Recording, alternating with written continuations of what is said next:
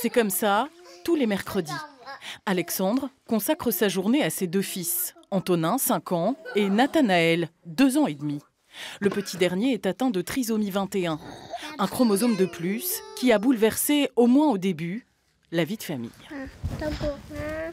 Honnêtement, nous, quand on l'a appris à la naissance, c'était pas forcément une très bonne nouvelle, mais on avait beaucoup d'a priori aussi.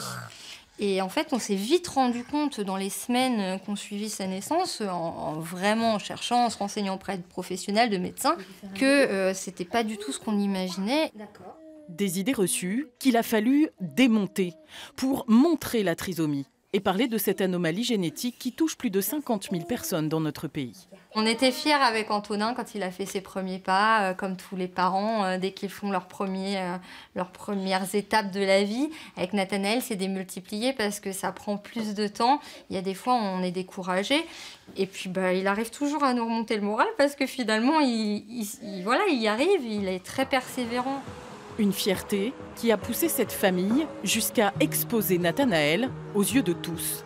Comme 28 autres personnes atteintes de trisomie, son portrait s'impose désormais sur les grilles de l'hôtel du département.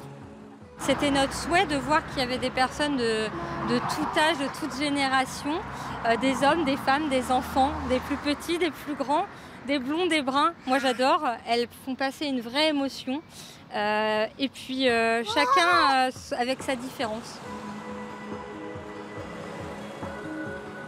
Les gens que j'ai rencontrés n'ont pas de filtre.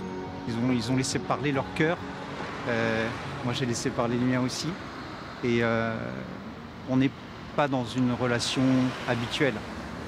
Mais pour moi, elle est beaucoup plus noble, elle est beaucoup plus jolie. De belles rencontres, illustrées par cette galerie de portraits humanistes, visible jusqu'au 15 avril sur les quais de Rouen.